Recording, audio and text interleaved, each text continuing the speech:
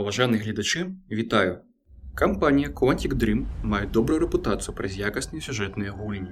Мало того, асабісты досвід каже, што Detroit Become Human ёсць найлепшым прыкладам разгалінаванай гісторыі з мноствам варыянтаў развіцця. Мая бязмежная павага сцэнарыстам. Ужо хутка вы ўбачыце трох галоўных герояў, кожны з якіх мае сваю сюжэтную лінію, і гэтыя лініі пераплятаюцца ў адну вялікую гісторыю. Не буду расцягваць уступную частку, буду пачынаць. Аднак хочу папярэдзіць, што мой варыянт гісторыі не ёсць ідэальным, бо гісторыя, якую я хочу паказаць, зараз самі ўсё ўбачыце. Конар ёсць андроідам, створаным для выканання аператыўных задач. Ён прыбывае ў кватэру на апошнім паверсе хмарачоса, дзе другі андроід распачаў страляніну, узяў з закладніцы маленькую дзяўчынку. Конар мае загад правесці перамову і любой цаной выратаваць дзяўчынку. Маці дзяўчынкі незадаволена тым, што лёс яе дачкі будзе выракаваць машына. Місіяй займаецца не толькі Конар. На месца ўжо прыбылі звычайныя сілавікі старой гвардыі, то бо з мяса і касцей. Іх камандзір апісвае бягучую сітуацыю і загадвае андроіду-калегу дзейнічаць. Дзякуючы сваім спецыяльным магчымасцям, Конар праводзіць рэканструкцыю нядаўніх падзей. Андроід-злачынец раней выконваў хатнія справы ў гэтай кватэры, але перад інцыдэнтам бацька дзяўчынкі планаваў замяніць яго на больш сучасную мадэль. І вось пасля гэтага пачаўся вэрхал. На дадзены момант быў забіты бацька дзяўчынкі і пара паліцыянтаў, што прыбыла на месца першымі. Конар падбірае зброю забітага паліцыянта, а пасля ідзе на дах да андроіда з закладніцай. Сітуацыя складаная, бо андроід стаіць на самым краі даху разам з дзяўчынкай. Праз гэта снайперы не могуць па ім страляць, не рызыкуючы забіць закладніцу. У Конара атрымліваецца заблабатаць злачынцы, падысці да яго даволі блізка. А калі рызыка для дзяўчынкі мінімізуецца, ён робіць адзін дакладны стрэл. Місія выканана. У краме нейкага маленькага гарадка, дзе прадаюцца і рамантуюцца неарганічныя памочнікі, расплюшчвае вочы дзяўчына-андроід. Яна тут апынулася праз патрэбу ў рамонце пасля сур'ёзных пашкоджанняў. Настолькі сур'ёзных, што пасля рамонту яе памяць становіць сабой чысты ліст паперы. Гаспадар забірае яе і мы чуем імя нашай гераіні. Kara. My name is Kara. Мужчына вязе Кару да сябе. У хаце наша гераіня знаёміцца з дзяўчынкай Алісай, што неяк дзіўна на яе глядзіць, нібыта нічага баіцца. Дзяўчына-андроід адразу ж пачынае займацца тым, для чаго стваралася, хатнімі справамі, якіх за час яе адсутнасці назбіралася даволі шмат. Калі чарга даходзіць да прыбірання ў Алісіным пакоі, Кара спрабуе наладзіць з ёй кантакт. Аднак дзяўчынка аддае ёй ключ ад сваёй скрыначкі з сакрэтамі і ўцякае. Кара бачыць у скрыначцы фотаздымак Алісы з бацькамі. Дарэчы, маці ў хаце больш няма.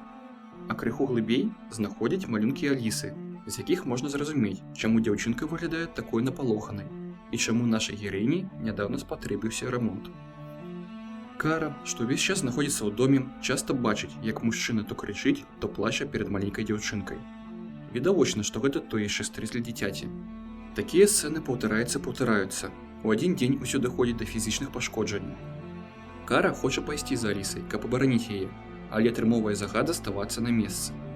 Загад ёсць загад, і бездушная машына не можа яго парушыць. Але наша гераіня літаральна ламае сцяну ў сваёй галаве, каб выратаваць дзіця. Падняўшыся да дзяўчынкі ў пакой, Кара забірае Алісу, і разам яны ўцякаюць з небяспечнага дома, паспеўшы заскочыць у аўтобус. You have to obey me.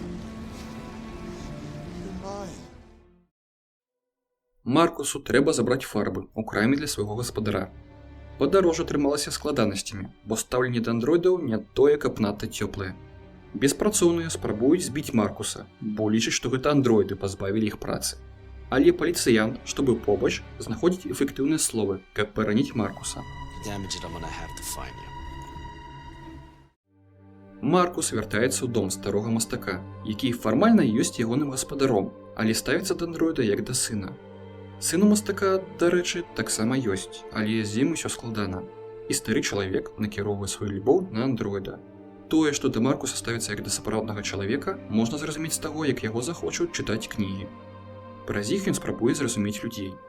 Стары чалавек, акрамя іншага, дае Маркусу парады адносна таго часу, калі яго не стане. Don't let anyone tell you who you should be. У сваёй майстэрні мастак кідае выклік андроіду, прапановвае таму нешта намаляваць. Маркус здзіўлены, бо ён ствараўся не для гэтага. Спрабуючы развязаць гэтую задачу, Маркус спачатку паўтарае карціну, намаляваную мастаком. Той кажа, што гэта не тое, чаго ён хацеў. Трэба не паўтарыць, а стварыць нешта сваё, нешта, чаго не было. Маркус спрабуе яшчэ раз і вельмі здзіўляе старога. Адчуванне цуду абрываецца, калі з'яўляецца сын мастака. Той даволі нахабна патрабуе даць яму грошай і ўсім сваім выглядам паказвае, што ў ягонай галаве ўжо даўно жывуць дэманы. Засмучаны бацька адмаўляе свайму сыну і кажа, каб той пайшоў. Праз нейкі час андроід і чалавек вяртаецца ў дом пасля імпрэзы, прысвечанай творчасці мастака. Стары заўважае, што ў майстэрні гарыць святло, а Маркус кажа, што вымыкаў яго і выклікае паліцыю. У пакоі сын мастака шукае нешта, што можна прадаць. Пачынаецца непрыемная размова. Сэрца старога чалавека не вытрымлівае і яму робіцца кепска. А потым ён памірае на руках у Маркуса. Паліцыя, што прыбыла на месца, адразу ж паверыла заяве чалавека пра тое, што ва ўсім вінаваты андроід. У сувязі з тым, што колькасць андроідаў, што пачынаюць сябе паводзіць неяк па-людску, павялічылася, было распачатае спецыяльнае расследаванне, у якім будзе браць удзел Конар. Фармальна яго прадстаўляюць у якасці напарніка да старога афіцэра Хэнка Андерсона, які не вельмі такі рады такому памочніку. Першая сумесная справа пачынаецца ў месцы, дзе адбылося забойства з удзелам андроіда. Конар аднаўляе карціну падзей перад забойствам. Гаспадар андроіда пад уздзеяннем наркотыкаў збіваў свайго неарганічнага памочніка. І той, замест таго, каб прыняць смерць, пачаў супраціўляцца. Супраціў скончыўся шматлікімі нажавымі раненнямі, праз якія памёр чалавек. Конар па слядах блакітнай крыві разумее, што андроід моцна пашкоджаны, не мог далёка адысці. Уважліва агледзеўшы прастору пад дахам, ён знаходзіць там гаротніка-забойцу. Праз нейкі час андроід-забойца ці андроід-ахвяра, каму як зручна, праходзіць праз допыт у паліцэйскім пастарунку. Каб завяршыць справу, трэба атрымаць ад яго фармальнае пацвярджэнне адносна таго, што ён здзейсніў забойства, ці выцягнуць з яго адпаведныя даныя. Ні тое, ні другое немагчыма праз шматлікія збоі ў ягоных праграмах, якія выглядаюць адзін у адзін як чалавечы стрэс. Конар бярэ ініцыятыву ў свае рукі і праводзіць допыт самастойна. Ён пераконвае андроіда ў тым, што знаходзіцца на ягоным баку і хоча яго абараніць. А пасля таго, як падазроны стабілізуецца і пачынае давяраць Конару, той літаральна выцягвае з яго патрэбныя даныя. Конар, што паспяхова выканаў сваю задачу, ужо збіраецца ісці. Але арыштаваны спрабуе здзейсніць самагубства праз расчараванне. Спроба самагубства была паспяховай. На канцавым прыпынку Кара з Алісай мусяць пакінуць аўтобус. Ноччу выдалася дажджлівай, і каб дзяўчынка не прамокла, не змерзла, нашая гераіня мусіць шукаць месца, дзе можна правесці ноч. Падчас пошукаў андроід, што прыбіраў вуліцы, падзяліўся каардынатамі месца, дзе можна атрымаць дапамогу. Але да таго месца далёка дабірацца, таму гэта не справа для гэтай ночы. Для гэтай ночы падыдзе закінуты дом, куды герою прывёў лёс. Каля дома яны сустракаюць яшчэ аднаго андроіда. Ён напалоханы, бо не давярае людзям праз тое, што яны яго скалечылі. Кара пераконвае гаротніка, што яны не ёсць пагрозай, а потым у доме уладкоўвае месца для Алісы, каб тая магла паспаць. Аліса перад сном дзеліцца сваімі думкамі і пытаннямі адносна апошніх падзеяў. Maybe I did something wrong. Maybe I wasn't good enough. That's why he was always so angry. I just wanted us to be a family. I just wanted him to love me. Why can't we just be happy? I don't know, Alice. You'll never leave me, right? Promise you'll never go. I promise. Will we be together forever? Forever. Паліцыянты, што стралялі ў Маркуса, былі людзьмі, таму стрэл не быў ідэальным, то бок не быў фатальным. Вось калі б у Маркуса страляў Конар, то ягоная гісторыя на гэтым закончылася. А так, андроід-сірата знаходзіць сябе на сметніку побач з тым, што засталося ад яму падобных. Самааналіз паказвае, што рана радавацца і пэўныя модулі трэба замяніць як мага хутчэй.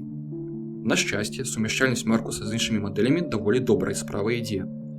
Падчас корпання ў мёртвых целах адно з іх умыкаецца з апошніх сілаў, перадае Маркусу каардынаты месца, куды таму варта завітаць.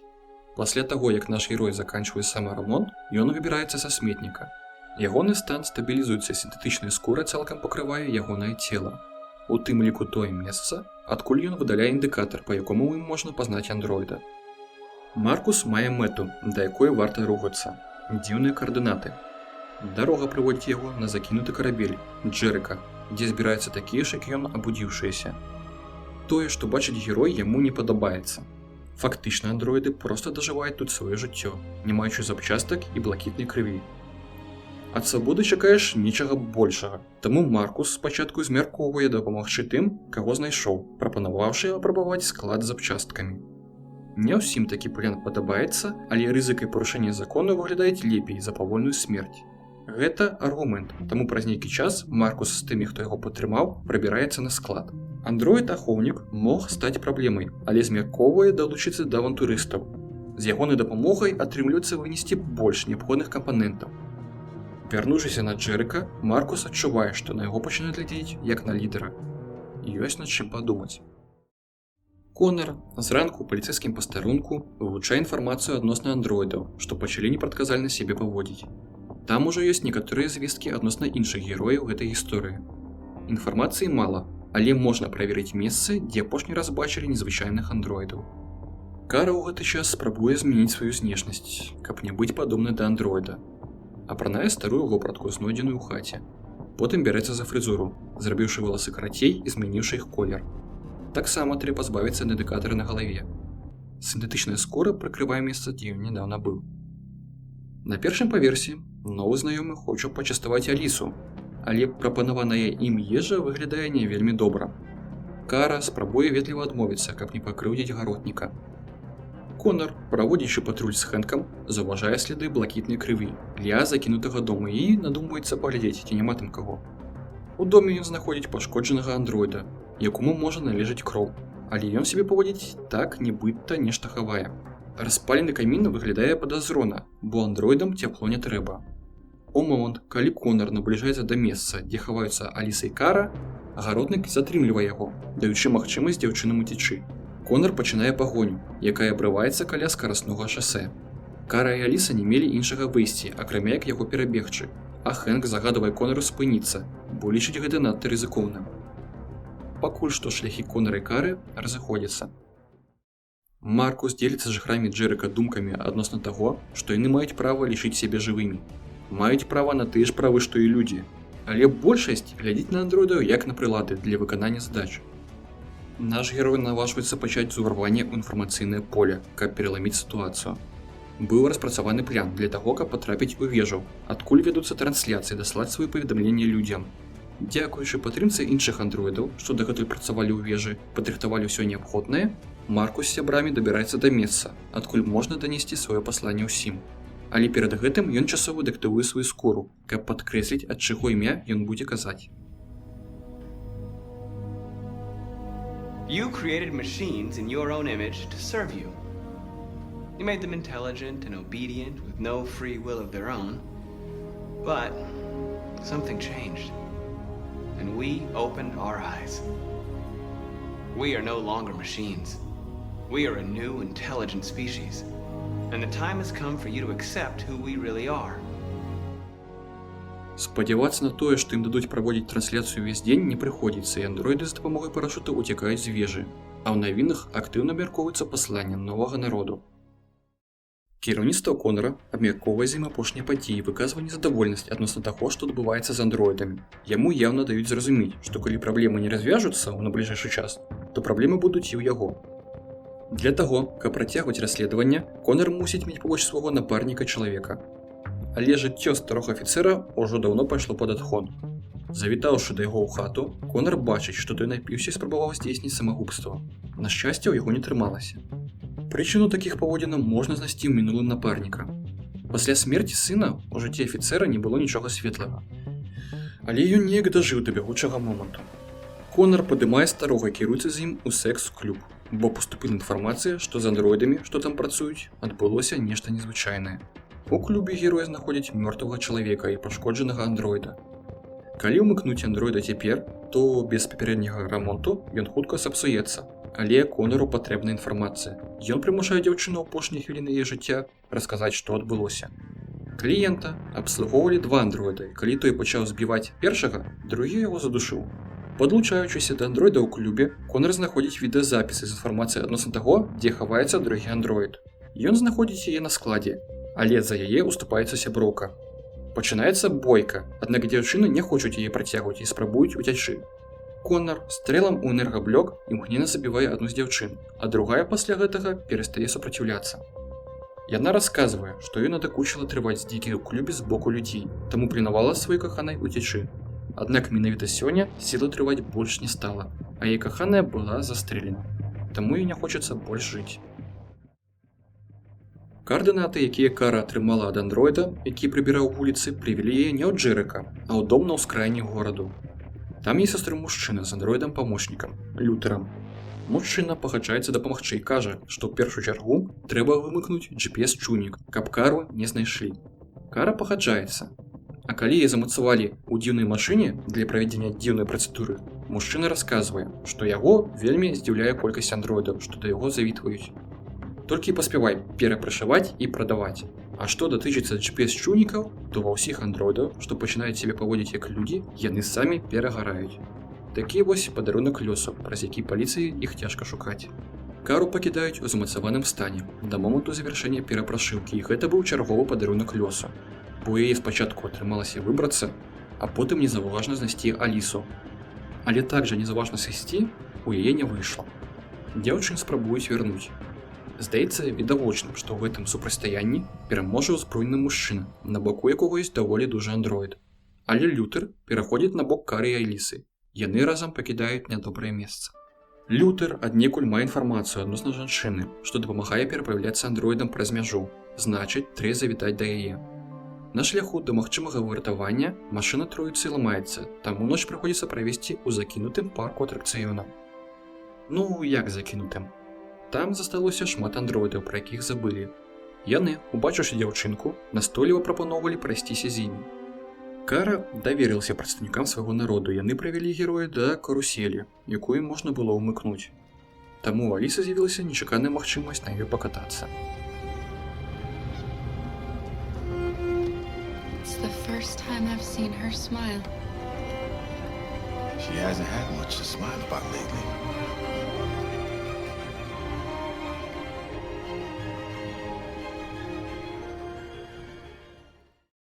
Для таго, каб атрымаць свабоду, мала адзін раз заявіць пра сябе. Норс, што з'яўляецца прыхільніцай больш радыкальных дзеянняў, дапамагае Маркусу ноччу ўварвацца ў краму, дзе прадаюць андроідаў. Пасля таго, як да іх далучаюцца новыя паплечнікі, андроіды ў кароткі прамежак часу пакідаюць у горадзе пасланне адносна свайго жадання быць свабоднымі. Аднак паліцыя ноччу ў горадзе таксама ёсць, і двое паліцыянтаў застрэлілі некалькіх новых свабодных андроідаў, бо яны андроіды і рабілі нешта незразумелае. Маркус ідзе да месца забойстваў, а потым падыходзіць да паліцыянтаў, у якіх андроіды адабралі зброю. Тут жа, на месцы, нашаму герою прапаноўваюць здзейсніць вендетту. Аднак той разумее, што быць лідарам вялікая адказнасць, і таму спрабуе задаць для свайго народа правільныя ідэалы. An eye for an eye, the world goes blind. We won't punish a crime with another crime.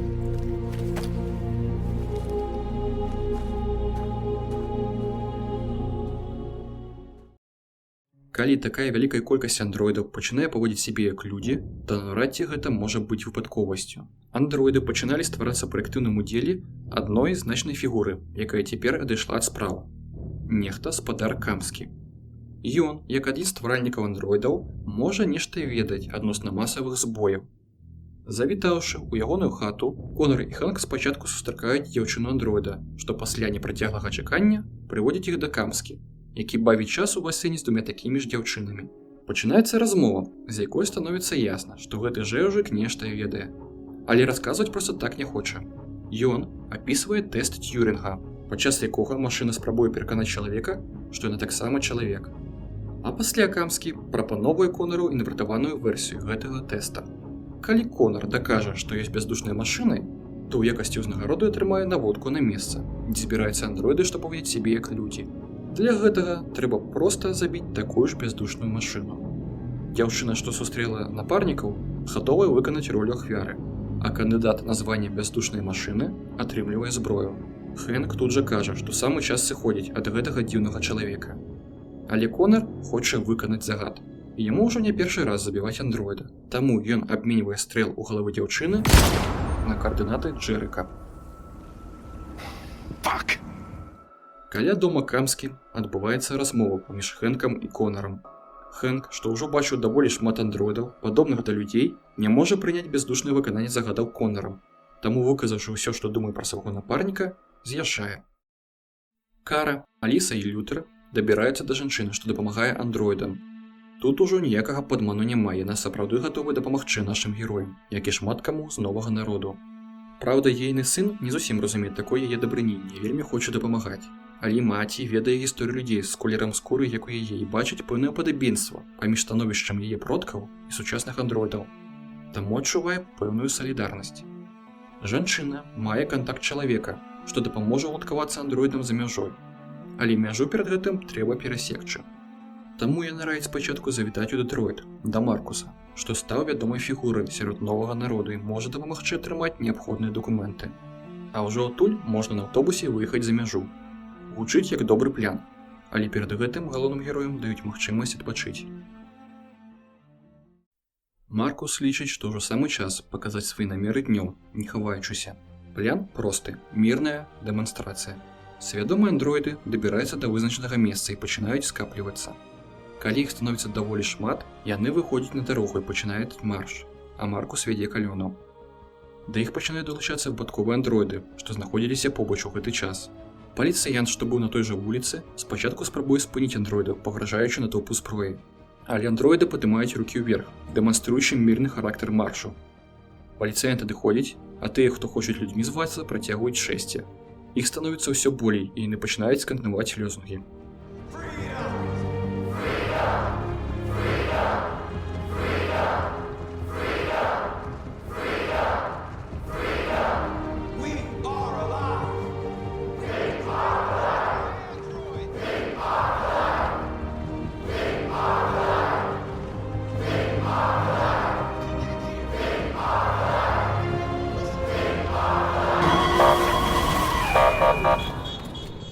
На месца прыбываюць сілавікі, каб спыніць масавае мерапрыемства.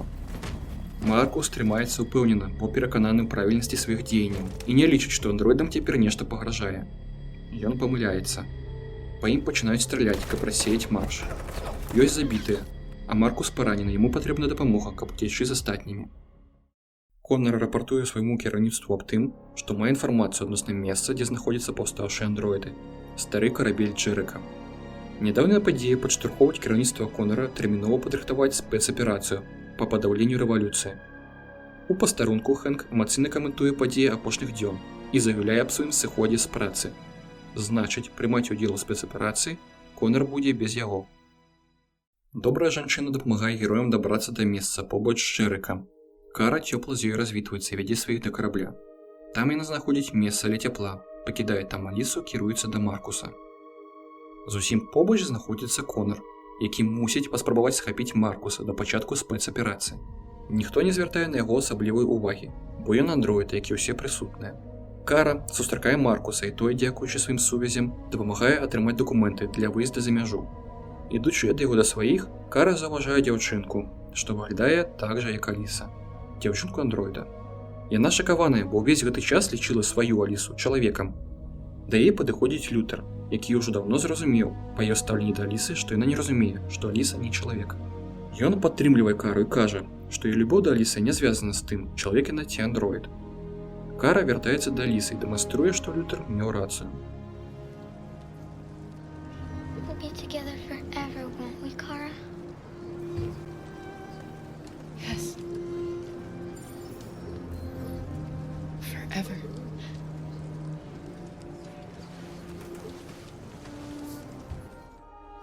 У гэты час Маркус размаўляе з Норс. Нягледзячы на тое, што яна гатова ісці за ім да канца, яна мае іншае бачанне адносна наступных дзеянняў і прапановвае яму разглядаць варыянт гвалтоўнага супраціву. Маркус рэагуе спакойна, бо разумее, адкуль у свядомых андроідаў столькі ненавісці да людзей, аднак абранаму мірнаму шляху здраджваць не збіраецца. Норс, што стала за ўвесь гэты час для яго большым сябрам, прымае ягоны выбар і ідзе да іншых андроідаў. Маркусу трэба пэўны час пабыць са сваімі думкамі, але пасля доўгіх бадзянняў па караблі Конар усё ж знаходзіць яго. Спроба затрымання лідара паўстання была няўдалай, і адразу ж пасля яе пачынаецца аперацыя па знішчэнню жыхароў Джэрэка. У гэтым вэрхалі Кара з Алісай спрабуюць выбрацца з карабля, а Лютэр літаральна прабівае ім шлях. Аднак, атрымаўшы пашкоджанні, загадвае дзяўчыну бегчы без яго. На выхадзе з карабля па андроідам адкрываюць агонь. Кара загадвае Алісе не варушыцца, і яны спрабуюць выдаць сябе за мёртвых. Атрымліваецца. Маркус змяркоўвае, што найлепшым варыянтам будзе затапіць карабель, каб спыніць гэтыя вар'яцтвы і даць магчымасць сваім людзям уцячы. Пасля таго, як карабель пачынае тануць, спецаперацыя завяршаецца. Дзень пасля разні выдаецца амаль што ціхім. На могілках ля месца, дзе быў пахаваны стары мастак, можна ўбачыць Маркуса, што дае магіле ўсе тыя словы, што перапаўняюць ягоную галаву. Лідар новага народу шукае адказ на складаныя пытанні. Адказу няма, ён апошні раз развітваецца з мастаком. I miss you so much. Ідучы ад магілы, Маркус сустракае сына памерлага. Кароткі абмен позіркамі. Для гэтага чалавеку у андроіда слоў няма. Коннар зноў наведвае Хэнка, спрабуючы прыцягнуць яго да выканання службовых абавязкаў. Хэнк не хоча бачыць Коннара, настойвае, каб той пакінуў ягоны дом. У закінутай царкве рэшткі андроідаў мяркуюць, як дзейнічаць далей. Тых з іх, хто выжыў, але не здолеў уцячы, збіраюць у фільтрацыйныя лягеры. Там у андроідаў дэактывуюць скуру, каб не выглядалі як людзі, а пасля знішчаюць. Маркус лічыць, што трэба паспрабаваць змяніць меркаванне людзей адносна андроідаў, нават калі гэтая спроба будзе апошняй. Ён прапаноўвае сваім паплечнікам, якіх засталося ўжо не так шмат, у апошні раз выйсці на вуліцы не сыходзіць да моманту, пакуль іх патрабаванні не будуць выкананы. Новы народ яго падтрымлівае. Нядаўнія падзеі абмяркоўваюцца на вышэйшым узроўні. Праводзіцца прэс-канферэнцыя. Журналістаў цікавяць пытанні адносна таго, ці ўлічваюць улады меркавання грамадства, ці не асацыююцца фільтрацыйныя лягеры для андроідаў з нечым з мінушчым. Што вядома пра лідара паўстання і гэтак далей. Але адказы носяць больш фармальны характар, бо ўлады настроены супраць андроідаў. Кара з Алісай спрабуюць дабрацца да аўтобуснай станцыі. Робяць яны гэта максімальна скрытна, бо па ўсім горадзе ідуць аблавы на андроідаў. Сярод затрыманых яны бачаць і Лютера. Кара наважваецца абмяняць цэглу на свабоду свайго сябра. У траіх яны дабіраюцца да станцыі з дапамогай падрыхтаваных дакументаў, сядаюць на аўтобус. Маркус выводзіць сваіх на апошні марш. Яны ідуць да аднаго з фільтрацыйных лягераў, каб патрабаваць вызвалення прадстаўнікоў свайго народу. Журналісты і аператары, што назіраюць за гэтай падзеяй, ствараюць сваімі аб'ектывамі небачны шчыт вакол пратэстоўцаў, стрымліваючы сілавікоў ад іх расстрэлу. Наколькі гэтага шчыта хопіць, невядома, але Маркус упэўнены ідзе наперад настолькі, наколькі гэта магчыма. А потым андроіды ствараюць нешта накшталт палатачнага гарадка, каб заставацца тут да апошняга. Не ўсе маюць дастаткова рашучасці, некаторыя пачынаюць шкадаваць аб зробленым. Maybe we should have never asked for freedom. None of this would have happened if we'd stayed silent. Конар атрымаў новы загад. Затрымліваць лідары рэвалюцыі не трэба. Яго трэба ліквідаваць. Калі ён займае снайперскую пазіцыю, да яго выходзяць сілавікі, з якімі ён ратаваў дзяўчынку ў пачатку гэтай гісторыі. Конар спрабуе патлумачыць, што ён выконвае вельмі важны загад. Але сілавікі кажуць, што іх таксама загад затрымліваць усіх андроідаў і прапануюць пайсці за імі. Пачынаецца бойка, і усе сілавікі гінуць. Аднак снайперская вінтоўка аказалася ў выніку пашкоджанай. Ахвяраваўшы сваімі жыццямі, сілавікі старой гвардыі выйгралі для Маркуса крыху часу. Кара рыхтуецца прайсці памежны кантроль. Да звычайнай праверкі дадалі замер тэмпературы, каб не было беглых. Шляху назад ужо няма, і Кара проста ідзе насустрач лёсу. З дакументамі праблем не ўзнікае, дзякуй Маркусу. А вось схаваць тэмпературу немагчыма. Please. We just want to be free. У адпаведнасці з інструкцыяй андроідаў трэба было б здаць. Але сапраўдныя людзі гэта больш, чым інструкцыі. Яны маюць свядомасць і могуць спачуваць. Чалавек змяркоўвае выратаваць 3 жыцця. Welcome to Canada.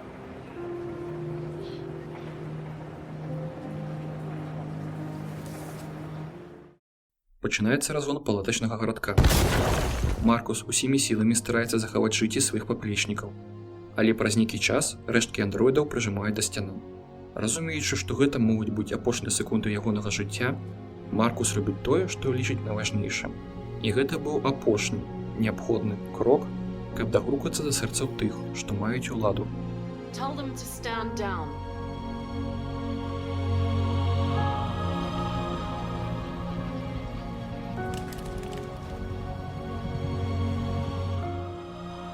Дзякуючы журналістам і сродкам масавай інфармацыі, навіны апошняга дня вельмі хутка разлетаецца, ігнараваць меркаванне большасці, якая падтрымлівае андроідаў, больш немагчыма. Вельмі хутка прымаецца пастанова аб вызваленні андроідаў з фільтрацыйных лагераў. І вось ужо Маркус віншуе свой народ з атрыманнем свабоды. Аднак сярод андроідаў знаходзіцца і Конар, які так і не навучыўся нічому, акрамя выконвання загадаў.